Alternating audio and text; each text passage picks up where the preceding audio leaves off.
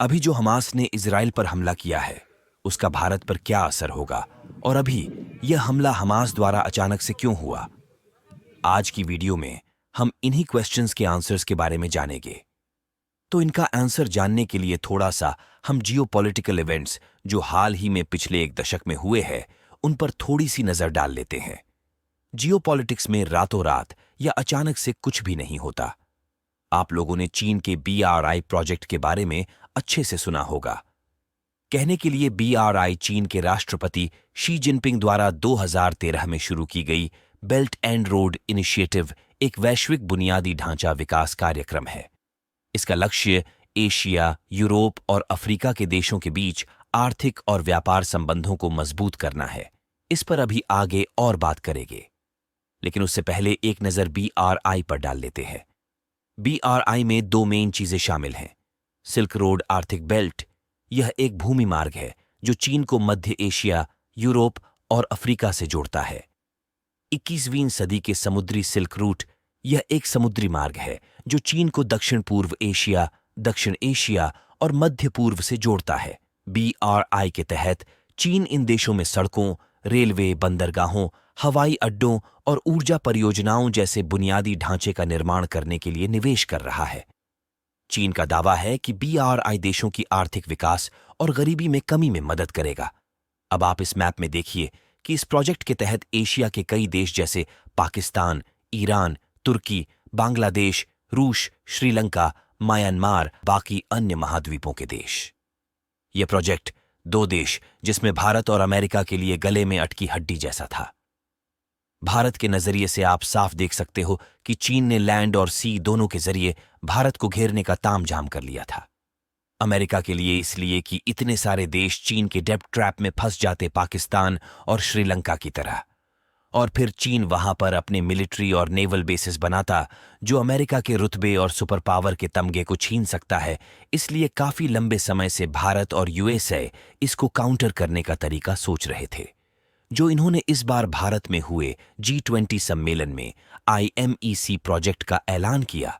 भारत और USA की यह स्ट्रैटेजी पूरी तरह से इस क्षेत्र की जियोपॉलिटिक्स और स्ट्रेटजी को बदलने और चीन के BRI प्रोजेक्ट को चीन के लिए एक त्रासदीपूर्ण प्रोजेक्ट में बदलने का दम रखती है। इस मैप में आप देखिए कि यह कॉरिडोर इंडिया से होता हुआ UAE से सऊदी अरब, सऊदी से इजराइल और इजराइल से यूरोप तक जाएगा।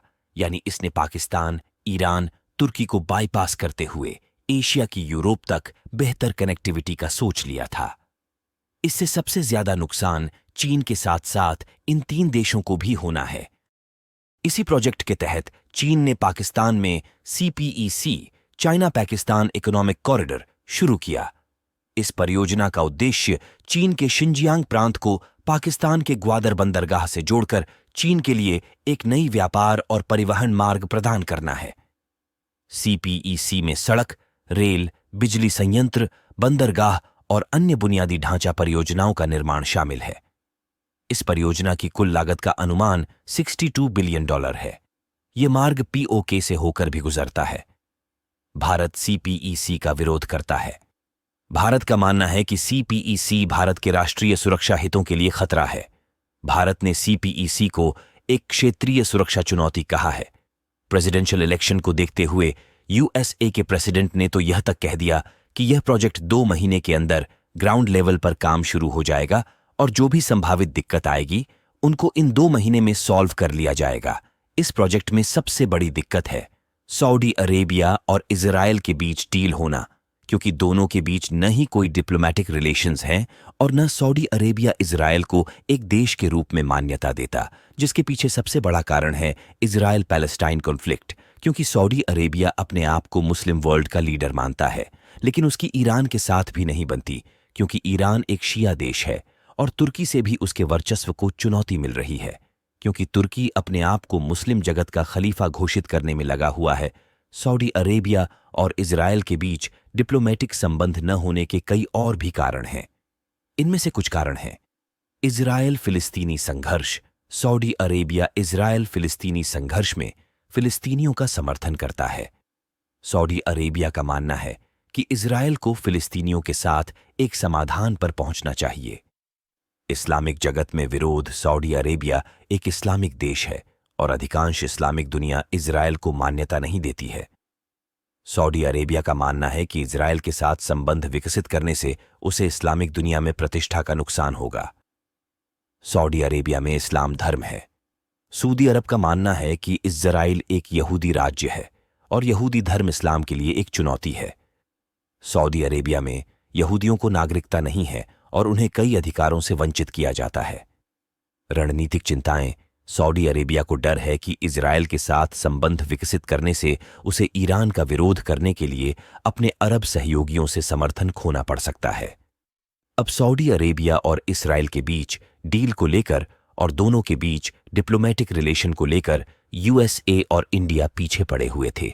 अभी 29 सितंबर को यूएसए और सऊदी अरेबिया ने एक नया डिफेंस समझौता साइन किया, जिसमें साफ साफ लिखा है कि सऊदी अरेबिया पर अटैक यानी यूएसए पर अटैक, यानी इसके तहत यूएसए सऊदी अरेबिया को नेटो की तर्ज पर पूरी तरह से रक्षा का आश्वासन देता है और इसके बदले में इजरायल के साथ डील के लिए कहता है, जिसमें पैलेस्टाइन का इश्यू उठाकर एक किनारे फेंक दिया। अगर यह डील हो जाती, जो कि बहुत जल्द होने वाली भी थी, तो इजरायल पैलेस्टाइन के बीच क्या चल रहा है उससे सऊदी अरेबिया को कोई लेना देना नहीं होता।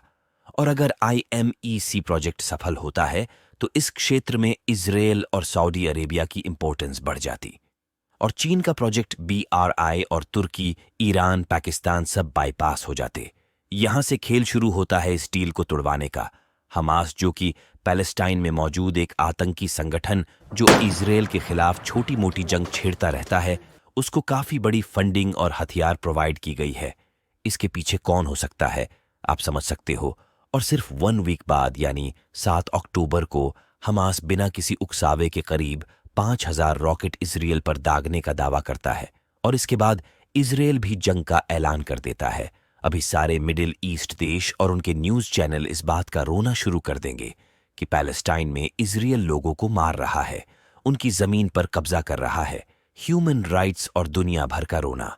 अब ऐसे में सबसे ज्यादा प्रेशर आता है सऊदी अरेबिया पर, जो मुस्लिम वर्ल्ड का लीडर है। अब जब तक जंग चलेगी ना तो कोई डील हो सकती और मजबूरन उसको इजरायल के खिलाफ बोलना भी पड़ेगा और तब तक यह IMEC प्रोजेक्ट लटका रहेगा।